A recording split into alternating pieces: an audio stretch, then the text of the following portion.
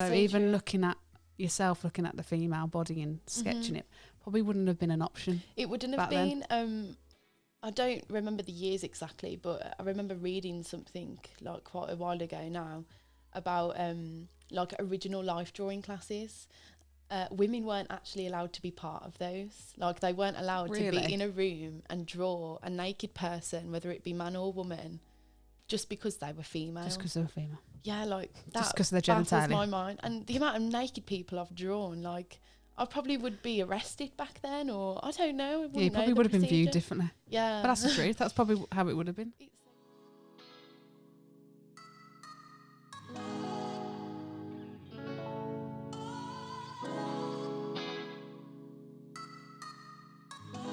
Hello. I always mess that up. I never say hello right anyway. But welcome bonjour. Welcome to episode 3. And I always get confused. I'm thinking, how many people have I interviewed? So I've got a special guest on today because I've been interviewing musicians a lot lately. And I thought I'd have a change and interview an actual artist. An artist. But when I say artist, how would you... first of all, Caitlin. That would be good. Hi, Caitlin. How would you explain the art that you do for those that don't know? How to explain it? I don't want to waffle, so I'm going to like try and briefly summarise it because I think we'll get into the details a little bit more as we go on. But I'm predominantly a painter. I look at the female form. I look at representation of women. And I sort of, at the moment, particularly, I'm trying to break down these recognisable forms and try and disrupt and make a little bit of noise and cause a little bit of chaos with the work that I'm going to be making. Yeah. So where does that come from? Ooh. Wanting to, because you said a bit of like disrupting. What do you mean? Society? You're Viva la revolution! I think I am, without getting into politics, I am quite political. I mean, if you get into politics. We won't. I think this country has had enough politics for a long time. What was the question again? Sorry. So you said you wanted to disrupt. Oh, okay. So it's sort of, I'm very quite outspoken as a person anyway. If I feel something is not right, or if I feel someone or something is not being treated fairly, I like to call that out. And I think in the last few years of my adult female experience, there's been a few times where I feel that I have been treated differently because of my gender, or I have been treated differently because of the way I look, or perceived differently to my intentions. So when I say I want to cause a little bit of noise, disrupt things, make a little bit of chaos, I like making work that's quite powerful and in your face. And kind of confrontational, but without any actual confrontation, because I'm not actually, I will not. I was going to say, what were you like growing up? You know what, to be honest, I was really shy, painfully shy, up until a certain point. And I think going into secondary school and being like a little fish in a big pond made me feel like, oh, I can be anyone who I want to be, right? So I then started to be like, well, I weren't starting to, it wasn't like a conscious choice, I guess. It was just, you know, being an adult and growing into hormones and going through like a horrible change from child into teenager. That stage is just really, it's horrible. I would never go back to it. But yeah, so as a child, I was really quite reserved, quite shy, like quite painfully shy. And then as I got a little bit older, I started getting a little bit more of a voice and an attitude. I'm just trying to visualise what you mean when you say attitude. I mean, like I wasn't necessarily naughty in school. Yeah. Oh, okay. I think I spoke to Violet about this, you know, when he interviewed me. But I don't think I was naughty. I was just very like, I could see that the teachers just did not give a damn. I had to stop myself from swearing then. You can. Are we allowed to swear? I mean, I was meant to ask you that. Maybe not directly at me, please. I won't swear at you. I'll swear at them. Exactly. So you said you were talking to Vital. So what were you talking about? Yeah, like he asked me about my experience in school, and I can say that I wasn't necessarily like very academic at the time. I had quite a short patience. I felt like I'd be in a classroom full of 30 children and the teacher would only maybe be focusing on the first 4 or 5 in the front rows. And, you know, if you were quiet and sort of a little bit more reserved, I wouldn't have the confidence to put my hand up and like engage in the lessons and stuff. And in a way, that sort of disengagement with someone who's supposed to be teaching me made me feel like kind of angry. And so instead of actually paying attention to what was going on, I always was trying to like call the teachers out about what they're doing and what they're doing wrong. And I'm not advising that to any child in school or any teenager growing up. Yeah, rebel. Obviously within reason. Within reason. I feel like if you feel like something is wrong, you should stand up for yourself. For sure. Because a lot of kids, obviously, you're there, you put, I'm not saying a system, but you put in to it is a system. To be educated, to understand. And most of the kids in other countries don't get that. Yeah. But if there's something if someone's been mistreated, you should be able to vocalise that. And I think that going back to why I make the work that I do, it is to call out injustices. It is to sort of have a voice and to promote and to like share the idea with other women and men that it's important for you to have a voice and to be vocal about how things are making you feel. Do you get what I mean? So let's talk about that, because you are it's quite exposed body forms. So let's talk about that. What's the title for your? And you've done a few obviously murals with. Is it clay? Clay Sure and charcoal. That's it. That's the one. So where does that come from? Because all the silhouettes and the body images. I'll talk first about the choice of material that I used. So using clay and charcoal was a sort of response to me looking back at art history and understanding that for the female nude painting, it was predominant that it was male painters representing female bodies and doing it in a way where it was very like romanticized and for the object of desire for the male gaze, and it was very like passive and sexualized. And so when I was like developing paintings and painting women, I thought, well, I'm a female artist and I'm a female painter painting the female nude. What does that mean then now? That's a good point. Yeah, that perspective. Yeah. So like, I think throughout a lot of art history, women have sort of been ignored, or they have been highlighted for things that maybe aren't, as important as.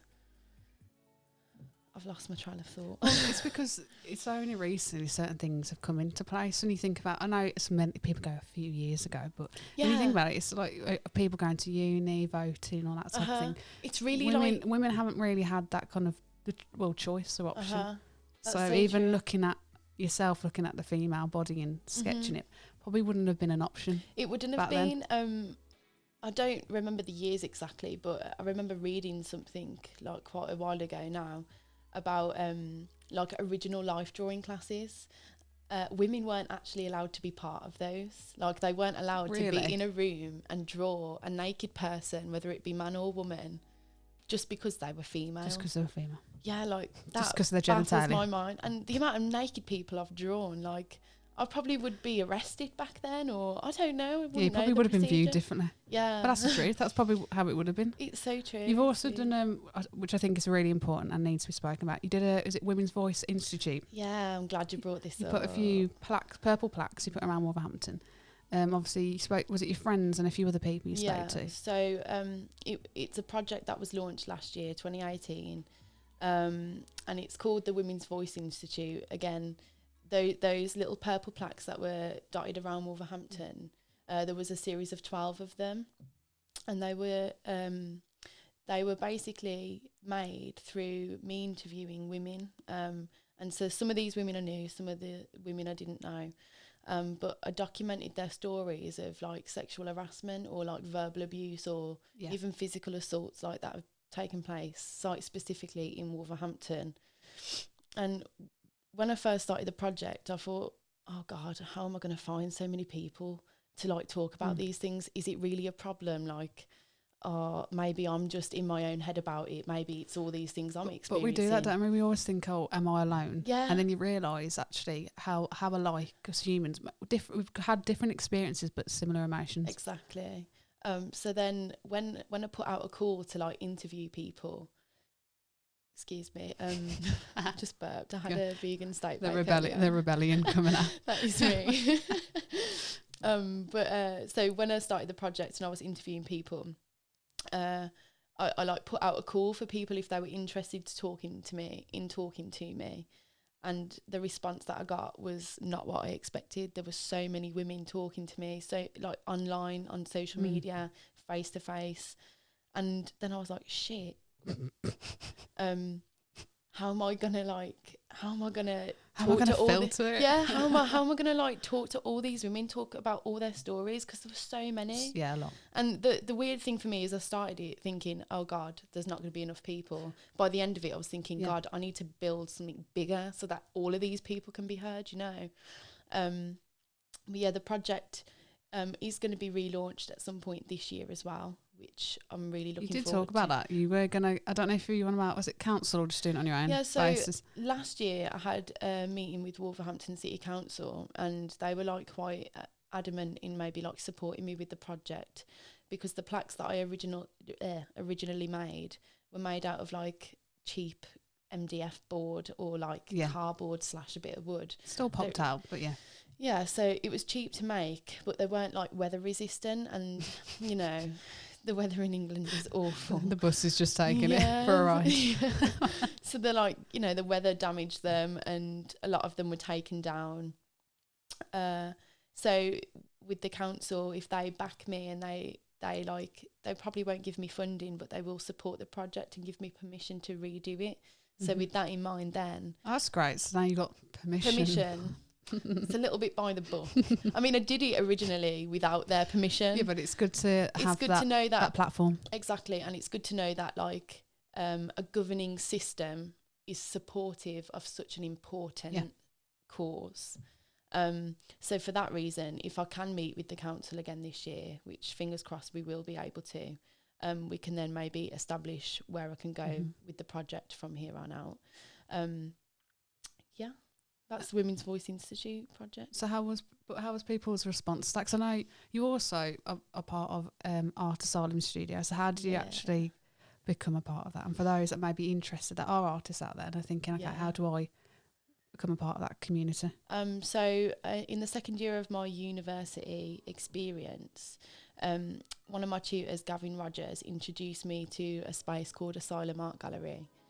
We were given an off-site project where we had to like respond to Wolverhampton and make something and then put it in a show at the gallery. So me and some of my course mates, we did that, and it was our choice then after we finished that project if we wanted to build and carry on a relationship with the gallery, with the creative directors. And I got on really well with Corinne and Hannah, the two people that own the space. And for the last 3-4 years, I've been developing a relationship with them. And I've watched them go from like a self-funded little organisation into a space and a really interesting dynamic of Wolverhampton now that's actually getting support and finance from Arts Council. An unknown source, isn't it? I remember I asked Hannah, she's like, I've got an unknown source, I can't say. Oh, this is intriguing. I wonder if they do. I mean, they probably do, right? Unless they were just teasing me. Maybe. Winding me up. I mean, they are quite an eccentric couple, actually. And I remember thinking that when I first met them, and I didn't really know how to take it. They're married, aren't they now? Yeah, they got married. They got married. Congratulations. Congrats, Corinne and Hannah. I probably went boss-eyed then. But yeah, so that's good. But when I walked in then, there was an opening, wasn't there? For at the studios. Yeah. So basically, they only had a gallery space at one point, and then in 2018, they decided they wanted to they were crowdfunding anyway. They reached a certain amount with crowdfunding, and the city council said that if they can make a certain amount of money, they'll match it. So that happened. They made a good amount, and then it was matched, so that they were able to then develop studios in Wolverhampton as well as having a gallery. And so in the last 12 to 16 months, the gallery studios are now full. There's an artist in each one of them. And it's a really diverse range of people, which is really, really interesting and crucial. I think we're all kind of like going back to this rebellion idea. We're all kind of like that. There's an undertone of that throughout all of our work. We can all inspire each other as well. Yeah, for different ways. Because I'm sure you all have different art forms that you project out. to the world. Let the world see it.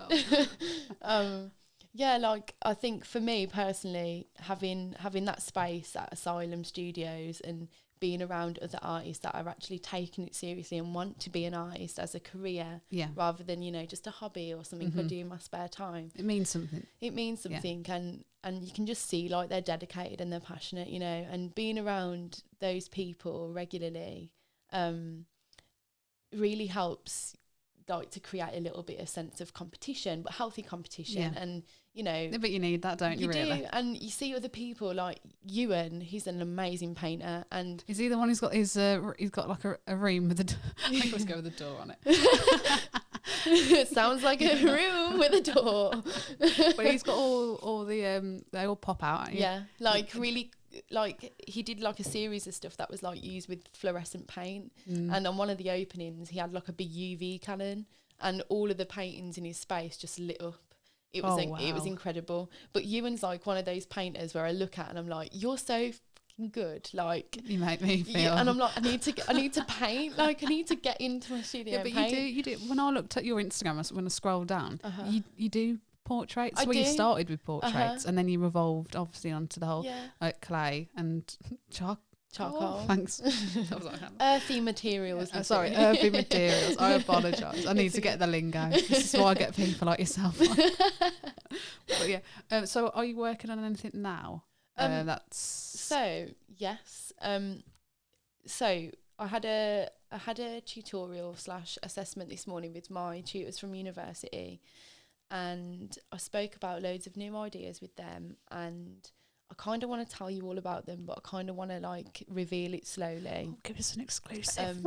I'm trying to think what I can say that's like, because at the same time when I'm going through a process of making and thinking, sometimes when I think about the work or if I have an idea, I don't necessarily know how it's going to look or how it's going to come out. So you don't want to say it and then people are like, but she didn't do that big naked lady. I mean, I will do a big naked lady inevitably.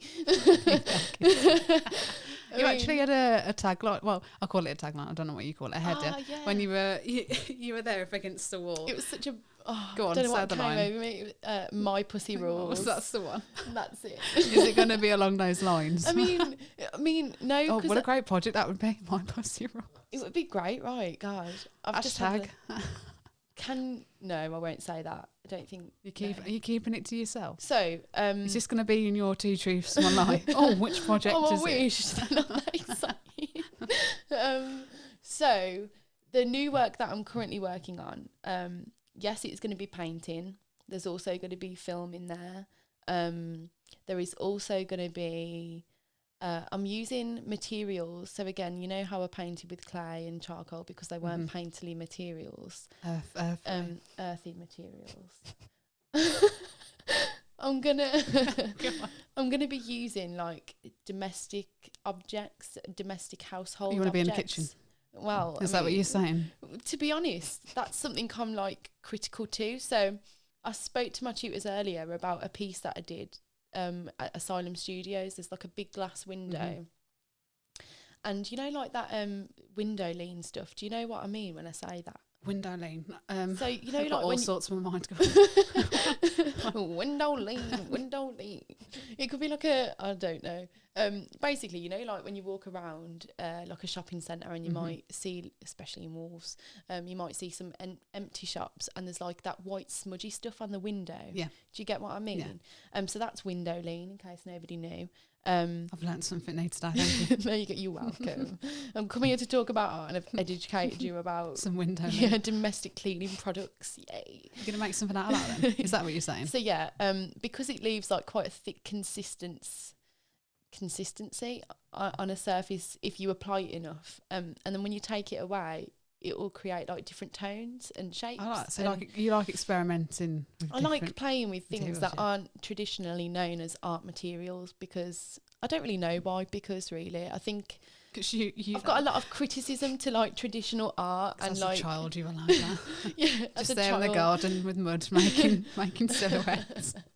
Honestly though, that probably happened. As a child I was really like hands-on. I was always making something. Like, me and my partner speak about this a lot. He always talks about TV shows that he watched as a kid, and he's like, oh, do you remember this? And I'm like, goes straight over my head. Stuff. Yeah, because I'm like out in the garden, like playing with mud, or like, do you remember Ello? Hello. Oh, I don't know. You know, like, so you know you have Lego. Okay. And then you have Connects. Okay. Yeah. Like, is that what you used to use? Ello was the female version of Connects, and like sort of like Lego. Okay, for females. I mean, it was pink and it was cool. It was typical. Great. Okay. But like, I loved Ello, and I used to play with that a lot. And I remember one Christmas, my parents got me like this big table that you take the lid off, and it had all these segmented parts where all these different pieces were inside. Sounds intricate. And you could like build these great sculptures. It was there brilliant. You are. That no, not a tablet child. No, no, no, not even though we didn't really have tablets. No, let's be honest. Thank God. I know we were a lot more. I feel like our generation was a lot more imaginative. When it comes so. I think that the new generation may be lacking that now. Just a little bit, just a bit of daydreaming. Yeah, a bit of like imaginary play. Yeah, like daydream, look into the sky. Yeah. Forget about the phone. I mean, your teacher will probably tell you off like they used to tell me off, but it's Oh, were you a daydreamer kid? Sometimes. Were you just there like... So if the lesson was really boring. Oh, yeah. Oh, God, yeah. Oh, something better in my mind, to be honest with you. You're in a better place. Exactly. What am I on about now? I know, I've lost my train. I know, I was like that then. This is good though. But you on about the materials, so is there nothing I want to... Obviously, you've given me that, but is there anything else? Is there any exhibitions coming up? Oh, yes, actually. In February, I don't know the date. I want to say no, it's not the 25th. That's the 1975 concert that so I'm going to. But it's in February. So in November, at the end of November last year, I was part of a show at Asylum Art Gallery, but it was called Pack Midlands Art, created by Ewan, who we spoke about earlier. But yeah, so that Pack Midlands Art, like the ethos for it, I guess, is all creatives from the local area coming together and showcasing some work. You know, the way it was curated was everything filled a little space. You were there, right? Yeah.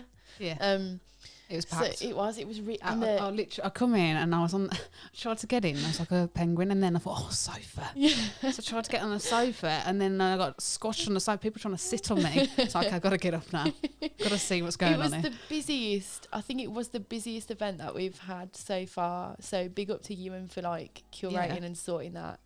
But yeah, so that Pack Midlands Art Show, that's returning in a different venue. I think it might be Blossoms in Wolverhampton. So it'll be like more music based, but there will be art and obviously alcohol there as well for all you drinkers out there. Do you have to buy all free?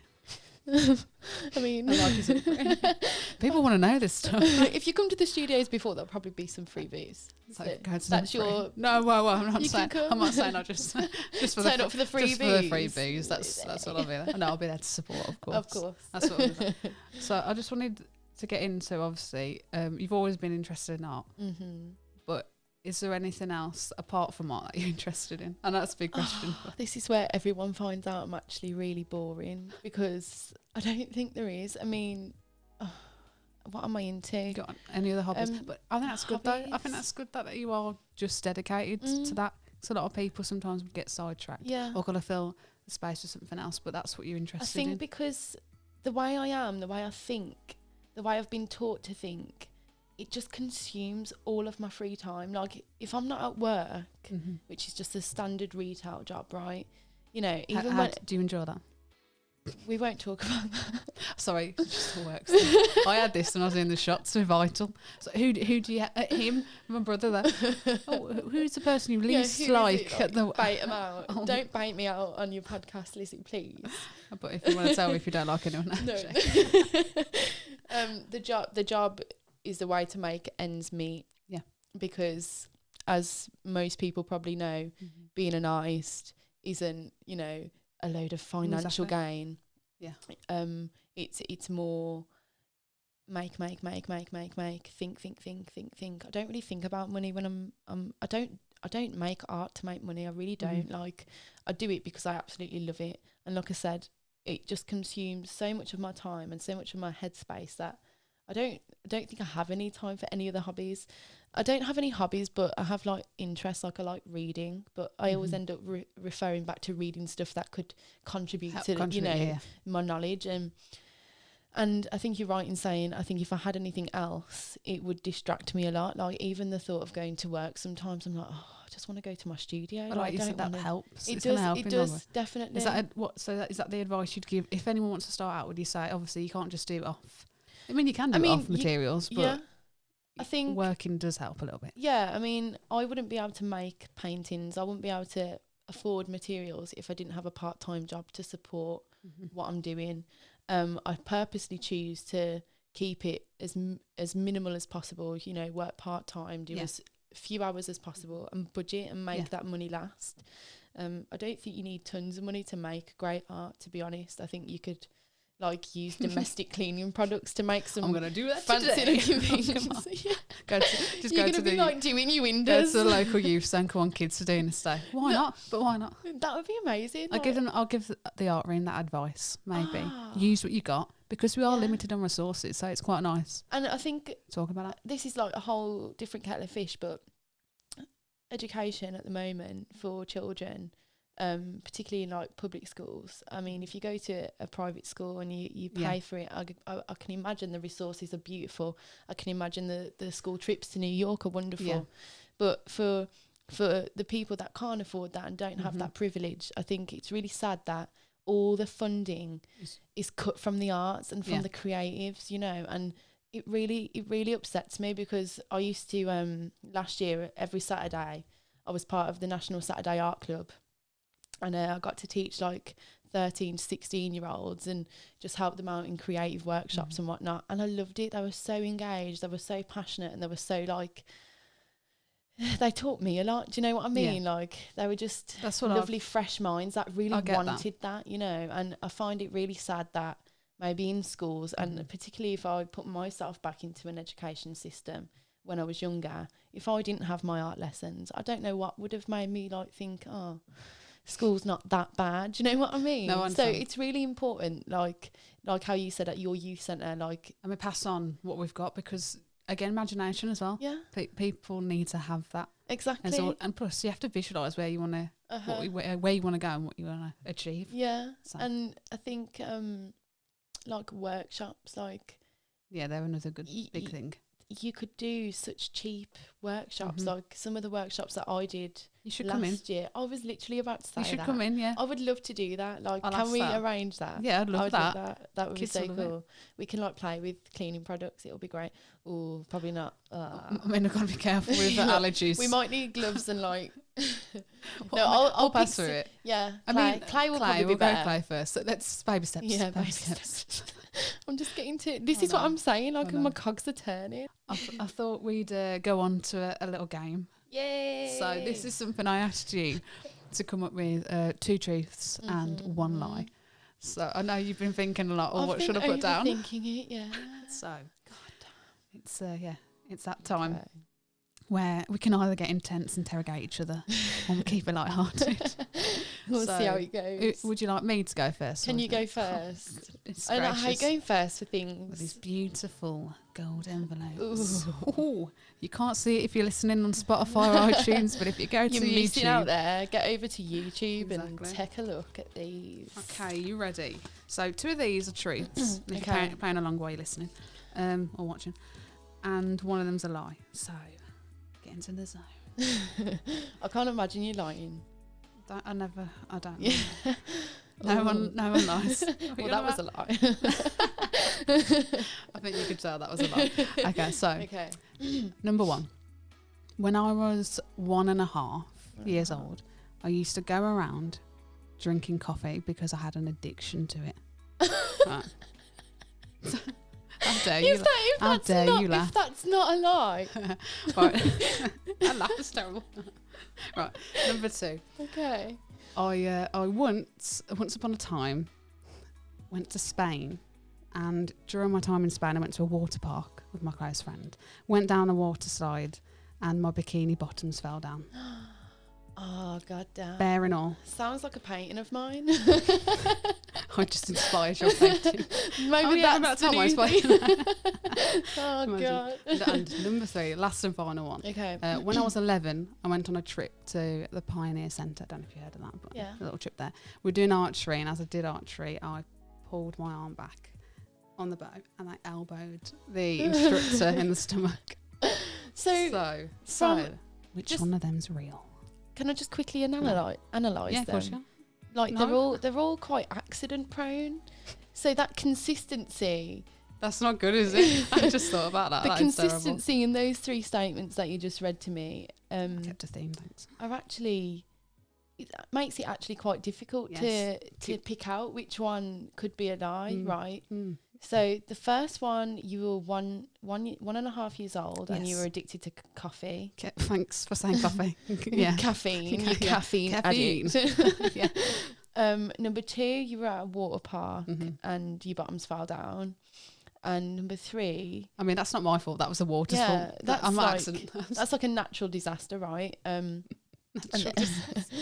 It's just because there's water involved, and I just think of like end of days films, and the world gets flooded.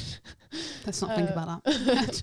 And then the third one was what was the third one? Archery. And I elbowed the instructor. Ah. Try not to elbow somebody. You're right there. Funny bone. Funny bone. Oh, that's Not that funny, but I'm laughing anyway.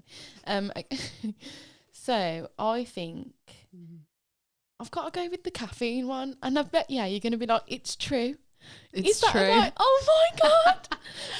My God. We used to have guests over when I was 1.5. I used to have the dregs of coffee. Like when everyone used to come on, I used to sneak and down the coffee. Lizzie, that's hilarious. And my mum found me the one time I used to just be oh my God. So I had to stop. That had to stop me from drinking coffee when I was a kid. So do you not drink coffee now at all? Not now. Or are you scared you're going to relapse and just be like... No, I won't relapse. I went into a zone then. Dun, dun, dun. No, I do drink coffee sometimes, but it's a bit of a laxative to me, so I try not to. I think maybe I drank too much when I was a kid and it's just affected me. Yeah, so you've done some damage. So that was actually true. So the lie was the archery. Oh, see, I thought like...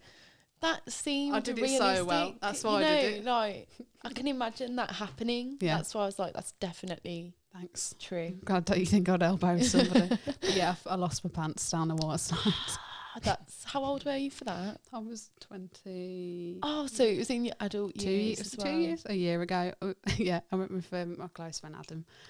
Adam to what was it? I can't remember. It was really embarrassing. I just remember I went down it first time. Like, I've got this. Down I go, perfect. And then he goes, let's go again. I was like, why? But okay.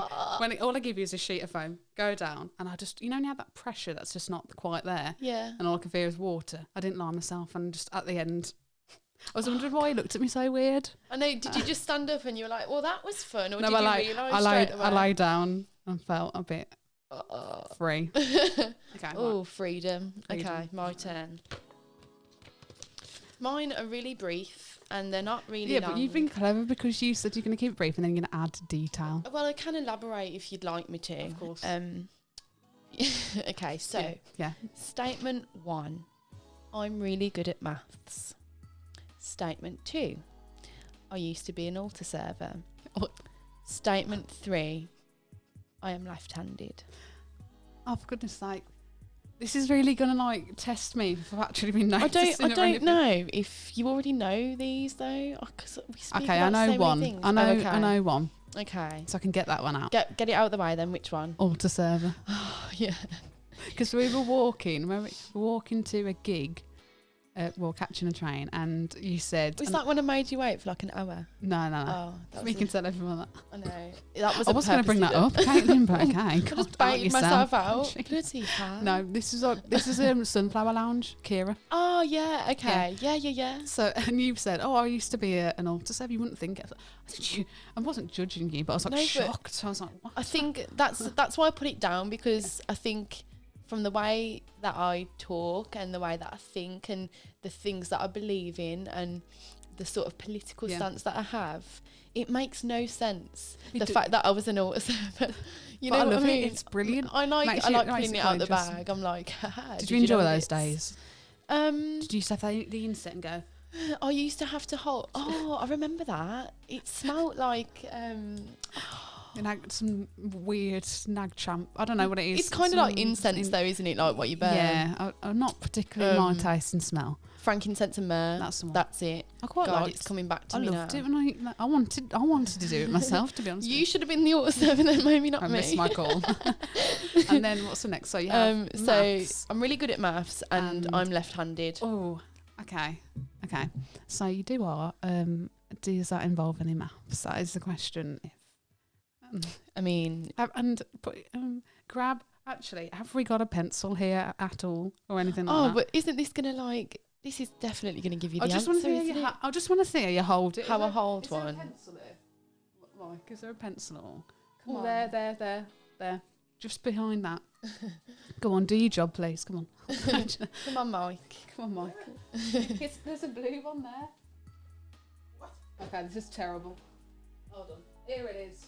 You got it. The smallest pen in the world. That's a tiny pen. I'm not going to be able to hold it. I just want to see how Okay. you hold. Right, okay. So I'm going to pretend to write for you. That's your right. This is my right hand. Right, so now. Imagine. Now your other one. And then. Okay. I think you're left-handed. What gave it away? I think you're left-handed. I'm left-handed. Yes. I The am devil's left-handed. spawn, I'm joking. I would have been burnt as a witch. Everyone used to say, I don't get that. I don't get where that comes Are from. you right or left-handed? I'm right. Ah. Sorry, I'm not part of your cult. No, damn. But I just guess because you tried to hold it a little bit off. Yeah. And I thought you held that too well. I know. It's because I really tried to make it look real because actually I am quite ambidextrous. Is that how you say it? Like where you can... Should I show you? Oh, so you are lying to me? I mean, it's kind of... I'm not. I mean, I'm half lying. How rude is that? Right, so if I just quickly write my... Oh, wow. Takes me a while, but I can do it relatively neat. Like, I know people that write with the right hand and don't have neat writing like that. That is quite good. I'm terrible. I look like I'm it just not flows even better. one. I like being left-handed though. Try and write with your other hand. Right, you so write with your left hand. So you're not very good at maths then? No. So tell me about that then. So it goes back to the whole like school thing. Lizzie, that's okay. Lizzie's definitely not. I look like I'm doing, the lie detector test and it goes up and down. Yeah. Definitely lying. So the statement, I'm really good at maths. I'm really envious of people that are really good at maths. You don't have to envy me then. Well, at least we have that in common. But my nan, like, I remember being small and my nan being really, really good at maths. Like, we'd be out shopping or whatever and she'd have all the stuff in the basket and she'd work it out. She had a calculator on the side. Oh, could you imagine? She's not telling you. She's the one lying. No, but she was always really good at maths and I remember I'm gonna quote Mean Girls now. Oh yes, I love a bit of me. That is, I'm sorry, someone said to me it's not a cult film. I said, sorry, back in the day, every especially females would watch that. That was like a coming of age sort of film, right? So what was I going to say? Quite. Is it Pink Wednesdays? No. Yeah, well, no. We only wear pink on Wednesdays. No, so she's in her maths class, and she's like thinking in her head, and she's doing like that narrative. Yeah, I forgot. She's good at maths. She's really good at maths, and she makes the point of maths being like a universal language because no matter where you are, it's the same. Yeah. And when I was younger, I was like, wow. That's so deep. Yeah, I was like, that's so deep. I must have missed that quote. Mine was, she's got so many secrets in her hair. That's the quote. So many secrets in her hair. That's a brilliant There's quote. me and there's you getting into that deep. I know, it shows the Actually, difference. that scene, I always like the scene where they all go in becoming animals. They're all there around the water fountain. And I thought, oh, that's good. I we love that. Because humans it's are like animals. very primitive to our nature, Primal, isn't it? yeah. Oh, I love that. Well, that was really good. That's really cool. I love how we just completely like I know. thrown off topic. Tangent. This happens in every conversation I'm ever part of. So yeah, I'm really crap at maths and I would really like to be better. However, I don't have the patience. And people say it's just memory, but I don't believe it is memory. I think it's just really intelligent people. And if it clicks. Yeah. I mean... I think it depends who's actually the teacher as well. That's true. My maths teacher at school was really good though. Like, he was my form tutor as well. And I remember having a not so nice art teacher once who said that I won't go to college and do art because I'm not going to get a C in maths. And I think he was going by that teaching approach. Yeah, I know. It hurt me. I was like, ow, like that's not nice. But I think he sort of had that teaching approach where it's like, be a bit harsh to push someone. Tough love. Yeah, kind of like tough love. Yeah, but you would have done it on your own merit anyway, without true. someone being mean about it. Like, he could have just been nice. But anyway, it really upset me, and I went to my form tutor, aka maths teacher as well, and I just said, like, you know, I really want to do art at college. Can you help me? Like, can you give me extra tuition? Like, I'll come in earlier, I'll stay later if I have to. And I did that, you know, and I went home and I did like those past paper revisions rigorously with my mum, and I got my bloody C in maths, and I worked my ass off for it. So your mum's always been there, and your dad? Yeah, like my parents, although I gave them a bit of jip when I was younger, I mean, didn't every teenager? Or maybe it was really holy. I was a holy kid. Yeah, I wasn't, even though I was an altar server. Anyway. Well, you had to somehow, you know, vent out after church. Repent your sins after. But no, really, you were being cleansed afterwards because you'd done it, and then you got. It's true. Is that why you become an altar server? Because you were so naughty, maybe? I don't think I should say really. No, because I was an altar server before I became like a little bit naughty. That's interesting.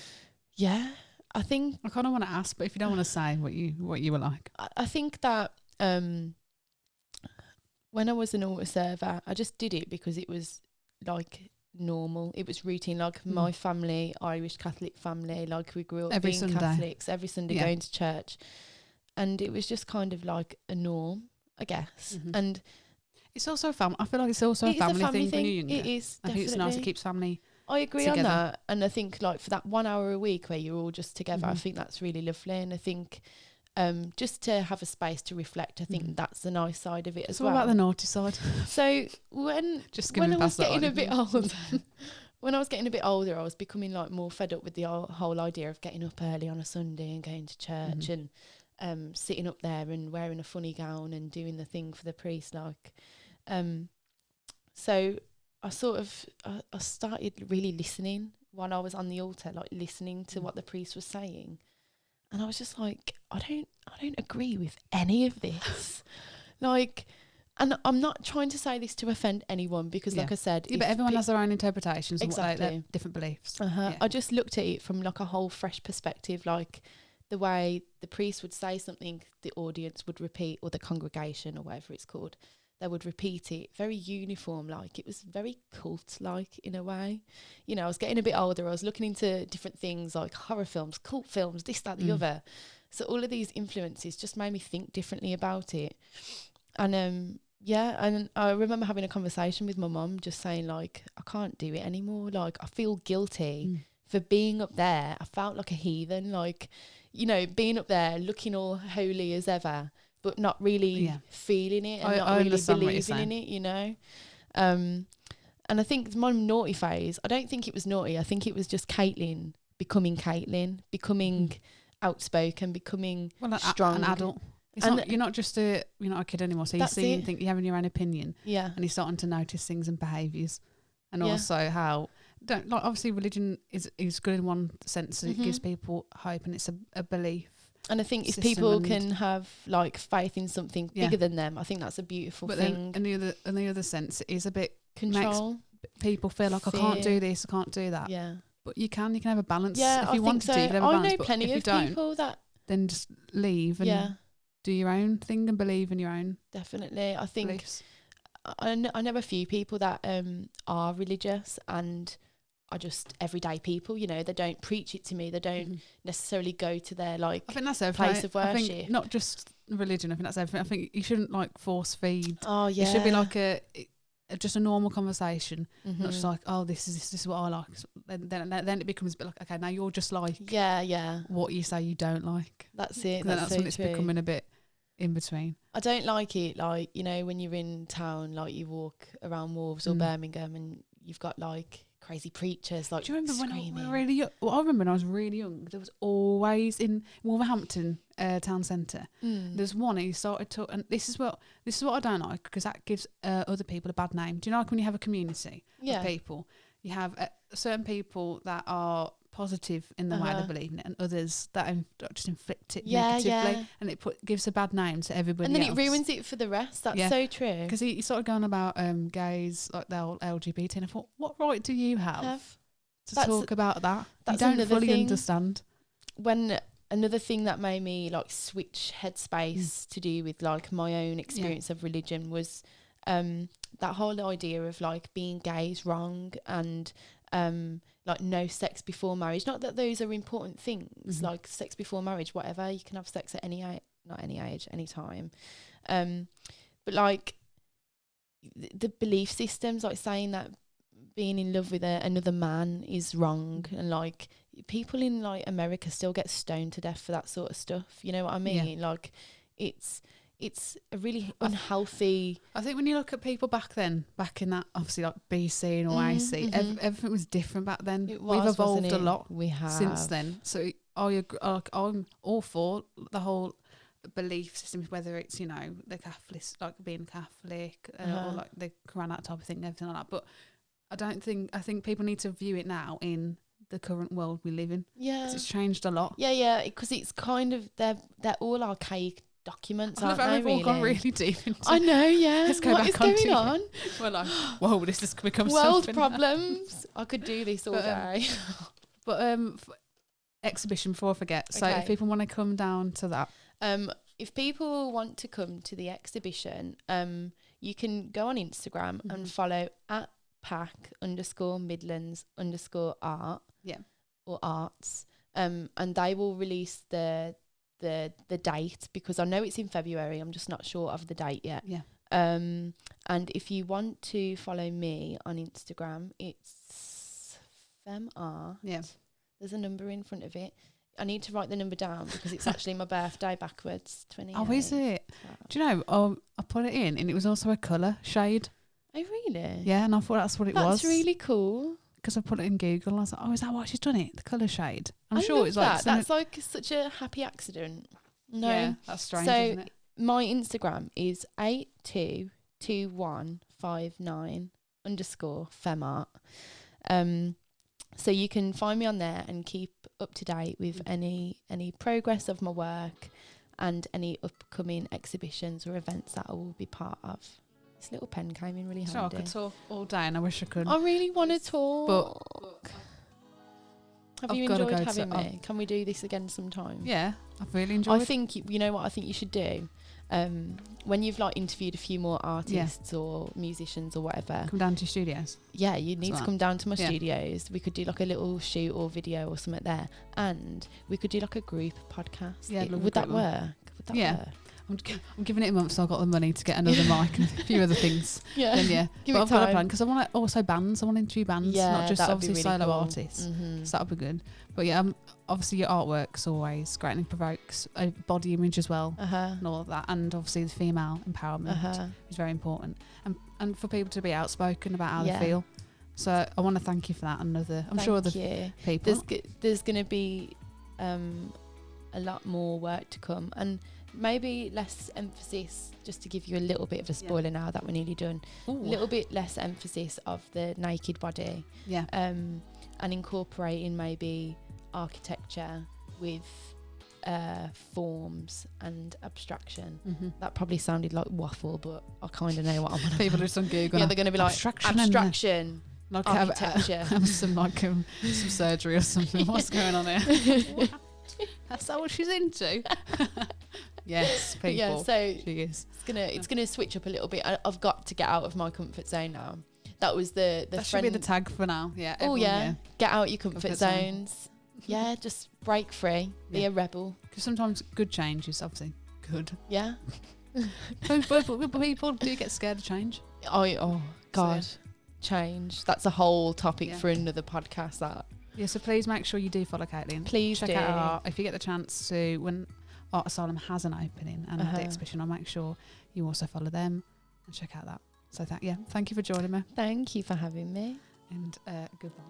Goodbye.